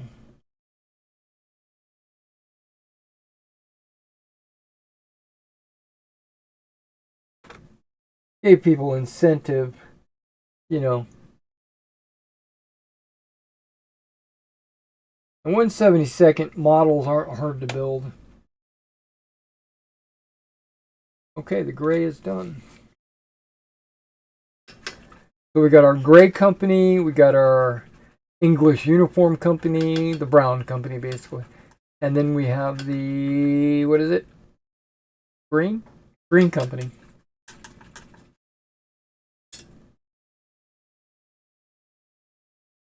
So all the companies are good to go. All the figures are good to go. The only thing that I really need to do is antennas. Oh yeah, washes and, yeah, I still need to wash. But it is time for us to end the live stream so I can get these boxes out. And I appreciate you guys coming and hanging out with me for the first 2 hours of my work day. I don't plan to be on this weekend. I am going to do a video when I get these done. I'm going to do an O group update showing off these miniatures with a close-up once I get the antenna and the wash and the dull coat actually all done. And that'll be my O group update. And I'll have a store news update probably Sunday night, Monday morning. Those are just going to be videos that I upload on the channel. But probably Monday morning, I'll be back with another Wargaming weekly. I'm thinking. I was planning on doing a Monday this week, and I wound up not doing it. But I think I can do this upcoming Monday. And hopefully I'll have the paratroopers started by then. Alright guys, I'll catch you next one. As you say, take care. Auf Wiedersehen. Dove du Tschüss.